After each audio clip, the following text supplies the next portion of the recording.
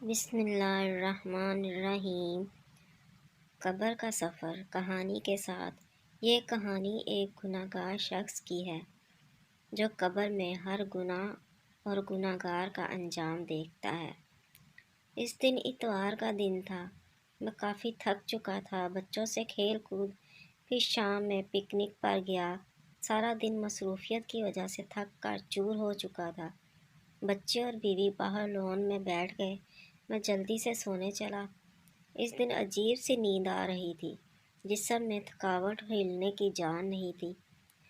آنکھیں نہ بند تھیں نہ کھلی تھیں، دماغ پر عجیب سا وزن محسوس ہو رہا تھا۔ آنکھوں کے سامنے کالی دھند چھانے لگی تھی، کانوں میں عجیب سا شور ہو رہا تھا، پاؤں درد کرنے لگے تھے جیسے خون باہر نکلنے کی کوشش کر رہا ہو۔ اتنے میں آنکھوں کے سامنے مکمل اندھیرا چھا گیا، جیسے آہستہ آہستہ میرے جسم سے جان نکل رہی ہو۔ میری آنکھیں بند تھیں، پھر بھی مجھے وہ نظارے دکھائی دینے لگے۔ نہ چاہتے بھی دماغ میں ماضی کے پچھلے کیے گناہ یاد آ رہے تھے، جیسے کوئی بھکاری بچہ مجھ سے بھیک مانگنے آیا اور میں نے اسے دھکا دے کر ہٹا دیا۔ لڑکیوں کی مجبوری کا فائدہ اٹھا کر ان سے کیے گناہوں کی یاد مجھے ایسے لگ رہا تھا جیسے میرے کیے سارے گناہ میرے سامنے چل رہے ہوں۔ میں جاگنے کی کوشش کر رہا تھا، پر میرے جسم میں ذرا سا ہلنے کی طاقت نہ بچی تھی، جیسے ایک کھوکھلی لاش کسی نہر میں تیر رہی ہو۔ میرے کانوں میں اذان کی آواز گونج رہی تھی اور اس دوران میرے سینے اور بات چیت کی یاد، نماز پر جان بوجھ کر نہ جانا، ان سب یادوں سے ایک خوف طاری ہونے لگا تھا۔ پھر کچھ لمحوں بعد مجھے کالے لباس میں ایک شخص دکھائی دینے لگا اور مجھ سے کہنے لگا، میں ملک الموت ہوں، تمہارا وقت اس دنیا میں پورا ہو چکا ہے اور مجھے حکم ہوا ہے کہ تمہاری جان لی جائے۔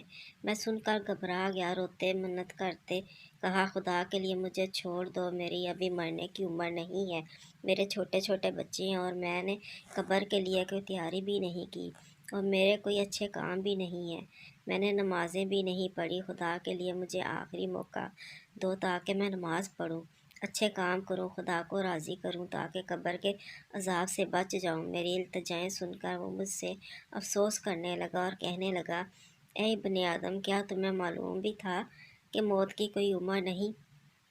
تو تم نے یہ سب اچھے کام پہلے کیوں نہیں کیے؟ تم دنیا میں جس کام کے لیے آئے تھے وہ تم بھول گئے، اور جنوں کے لیے تم نے دنیا میں کام کیا تو وہ آج تیرے سب کہاں ہیں؟ افسوس، تم نے ساری زندگی بڑے بڑے واسطے بنانے اور وہ بھی آج تمہیں موت سے نہیں بچا سکتے، کیونکہ خدا کی طرف سے تمہاری جان لینے کا حکم ہوا ہے، جیسے کوئی بھی ٹال نہیں سکتا۔ اب تمہارے جیسے اعمال ہوں گے ویسا ہی برتاؤ ہوگا تم سے۔ وہ میری روح قبض کر چکا تھا اور اب میں اسی بیڈ پر لاش کی طرح سویا ہوا تھا۔ میرے چاروں طرف میرے بیوی بچے اور خاندان والے موجود تھے، سب میرے لیے رو رہے تھے۔ کچھ فون پر ادھر ادھر میرے مرنے کی اطلاع دینے لگے۔ عورتیں دھارے مار کر میری لاش پر رو رہی تھیں، جن کی آواز سے میری روح کو تکلیف پہنچ رہی تھی۔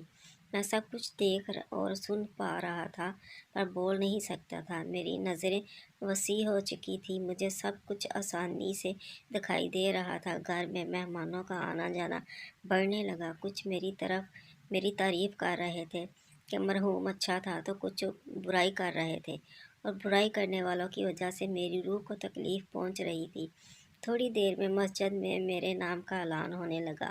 اعلان سن کر حیران ہو رہا تھا کہ دنیا میں جب زندہ تھا تو میرا نام لینے سے پہلے میرا عہدہ، مرتبہ، میری تعریف بیان ہوتی تھی، اور آج صرف اتنا کہا گیا کہ احمد خان والد اعتزاز خان اس فانی جہاں سے ہمیشہ کے لیے انتقال کر چکے ہیں۔ میری روح مکمل قبض ہو چکی تھی۔ اتنے میں دوسرا فرشتہ میرے پاس آیا اور کہنے لگا، اے ابن آدم، تم نے جو مال جمع کیا تھا وہ کہاں ہے؟ تم جو ساری اور جمع کرنے کے چکر میں خدا سے غافل رہے، تو بتاؤ تیرے کس کام کی ہے؟ کیا وہ تمہاری جمع کی ہوئی دولت تمہیں خدا کے عذاب سے بچا سکتی ہے؟ ہرگز نہیں۔ تمہیں جب معلوم تھا کہ قبر میں صرف اچھے مال کا کام آئیں گے تو پھر بھی تم خدا کی عبادت اور اس کے حکموں سے غافل کیوں رہے؟ کیونکہ دنیا کے چکر میں جان بوجھ کر بغیر کسی مجبوری کے نمازیں چھوڑنا، اب تیار ہو جاؤ اپنے اچھے برے انجام کے لیے۔ اس کے کسی بھی سوال کا میرے پاس جواب نہیں تھا۔ میں اس کے سوالوں سے شرمندہ ہو رہا تھا اور میرے اوپر ڈر حاوی ہونے لگا کہ نہ جانے دفن ہونے کے بعد قبر میں مجھ سے کیا ہوگا۔ پھر مجھے جلد ہی سے غسل دینے کے لیے لے جایا گیا۔ غسل دینے والا جب میرے جسم کو چھو رہا تھا تو مجھے بڑی تکلیف ہو رہی تھی، کیونکہ اس کی زبان پر کوئی قرآنی آیات، درود پاک اور کلمہ وغیرہ نہیں تھا۔ میرے اوپر کھڑے سب اپنے باتوں میں مگن تھے، کوئی میری موت سے خوف نہیں کھا رہا تھا کہ انہیں بھی مرنا ہے۔ کسی کی زبان پر کوئی نیک کلمہ نہیں تھا جس سے میری روح کو سکون پہنچتی۔ میری روح وہاں گناہ گار روحوں میں شمار تھی، جیسے لوگوں کی دعائیں ہی سکون پہنچا سکتی تھی۔ تھوڑی ہی دیر میں مجھے غسل بھی دیا گیا، پھر مجھے چارپائی پر لٹایا گیا۔ اب میرے چاروں طرف میرے گھر والے، بیوی بچے، بھائی بہنیں، رشتہ دار، دوست احباب سب میری لاش پر رو رہے تھے۔